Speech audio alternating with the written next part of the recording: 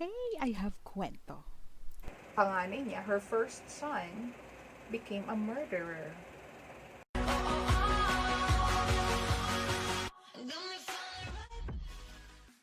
Welcome po ulit sa aming channel. It's Kukar TV! Happy New Year everyone! And gusto po namin munang pasalamatan ng mga nanood nung unang vlog namin. Sa mga nag-share, nag-comments, nag-subscribe. And for today's video po, ang gagawin natin ngayon ay makikinig lang. Ano kaya yung ikukwento ni Day? Alright, so I'm gonna tell you a story about a woman. Mhm. And her name means life-giving or mother of all who have. I think you have an idea kung sino siya, but pag-usapan natin muna yung character niya. So, nung dumating siya sa mundo, it was perfect. It was peaceful. It was only her and her husband and God alone. May idea na ako kung Yep. sino yun. Mm-mm. Kayo din may idea na rin po kayo, no? So, sila lang sa planet. And she lived in a paradise. And I imagine her life, it has no imperfections. There's no one to compare to because she's the only woman. And no one could tell her that her skin was too white or was too black. No one could tell her that you're too much or you're not enough because she's the only woman and the first. So, I bet she never knew the meaning of embarrassment, of hurt, of misunderstanding, of guilt, of envy, of bitterness, until she listened to her enemy and began to doubt God. May idea ka na? Meron. Pwede ko masabihin kung No! sino? And her sorrow is that, yung pain niya, so after na tumira sila sa paradise, they were banished from it. Not just banished, but more importantly, they were banished from the presence of God. And I think that's just the most painful. But may mas masakit pa doon Mhm. is because yung panganay niya, her first son, became a murderer. And guess who he murdered? Pwede kong sabihin? No. Sino? Yung kapatid niya. Correct. Diba? So the victim is her second son. I'm aware. Correct. So imagine this with me. She was never an infant. Never siyang naging baby. Kasi, di ba, she was taken out of the rib Mm. of the man. And her skin was like a newborn. And stay here with me. We were born with genes that have imperfections, di ba? Although kayo medyo ano kayo eh. Perfect kami. Medyo makinis. Pero we were born with genes with imperfections like diabetes, cancer, ano pa ba, hypertension, and all those pamana that we didn't want. Mhm. It's already in our blood when we were born, diba? But this person was handcrafted by God and indeed good. So, gently, she was opening her eyes to brightness, and her instant response to her environment, I believe, was to smile. Who would not smile, diba? To wake up in a paradise that you don't have to immediately get up to cook, to wash the dishes, or to prepare or to look after your children. So if I were her, I would really leap with joy, 'di ba? Oo naman. Sana all. Napaka-peaceful yung pamumuhay niya ba yun? Correct. It was peaceful. Then she heard the voice that said, "This is now bone of my bone and flesh of my flesh." Originally, her name was Woman. She was called Woman because she was taken out of man. Now, remember when God created Adam, He said, "It is not good for man to be To alone." be alone.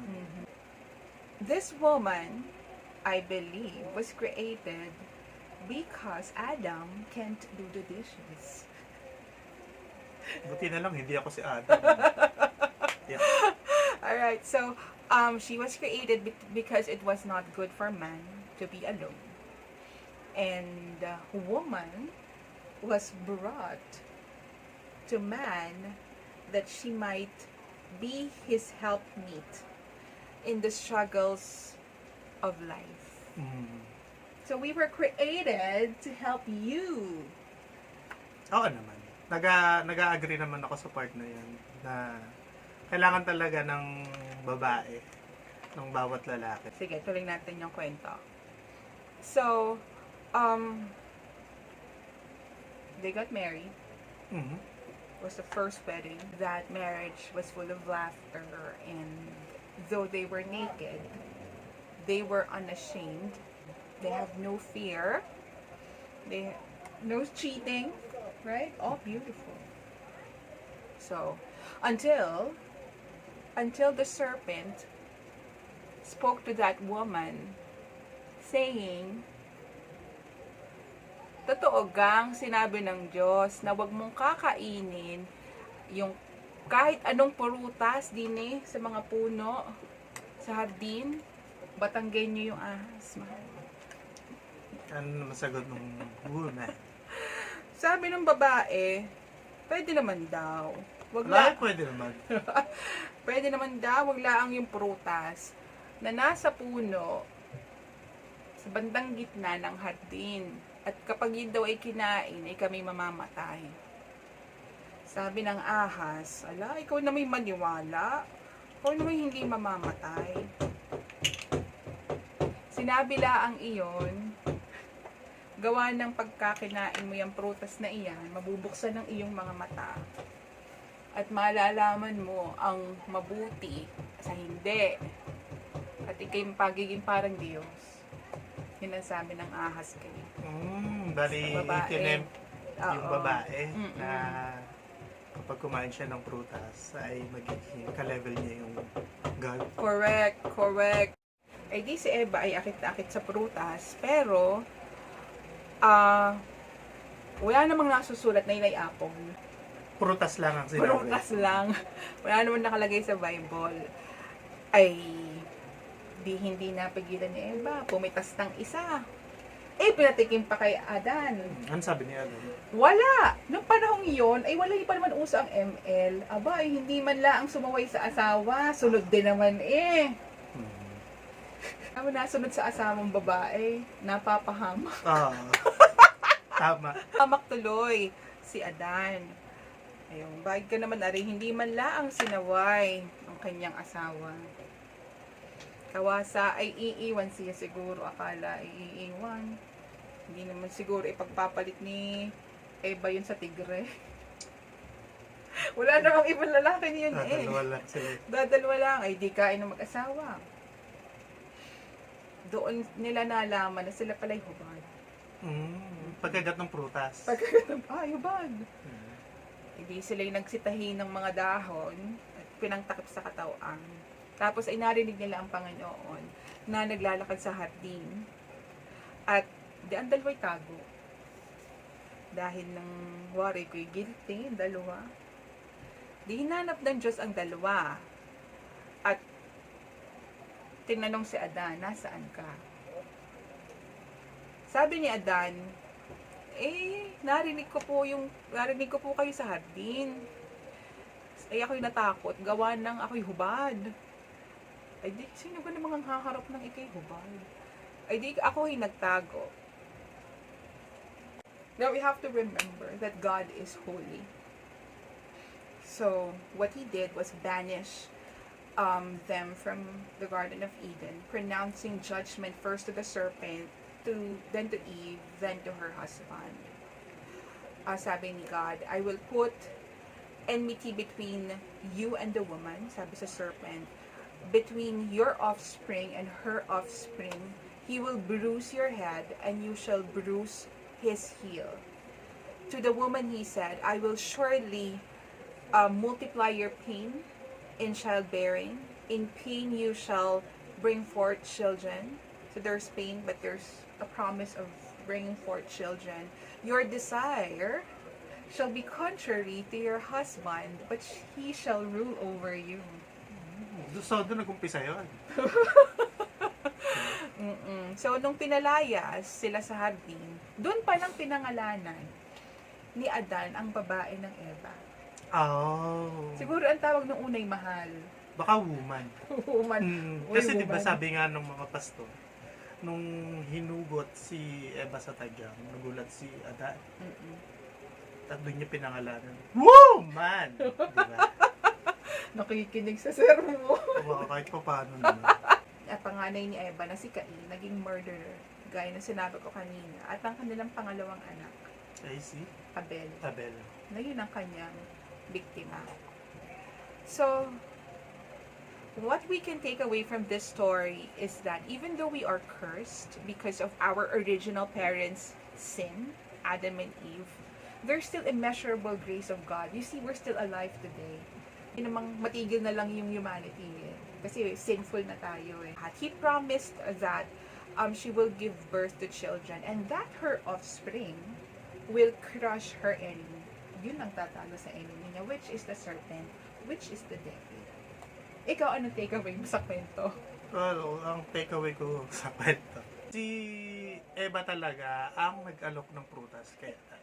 Okay. Bakit naman itong si Adan? Ay, hindi man lang sinuway si Eva. Free will niya yun eh. Sabi mo nga, baka. So, hindi natin alam. Baka busy sa ML.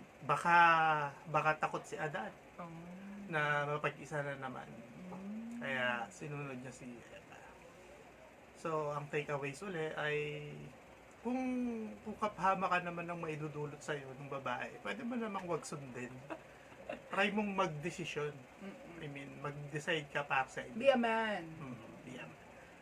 But anyways, thank you for watching our vlog and we hope that you enjoy our storytelling. Till next week for another story that you would definitely enjoy. Maraming salamat po sa mga nanood ng vlog na to. And kung meron po kayong mga takeaways, paki-comment na lang din po sa comment section. And paki-subscribe po and then click nyo po yung notification bell para po maging updated po kayo sa mga bagong storytelling vlogs na i-upload namin in the future.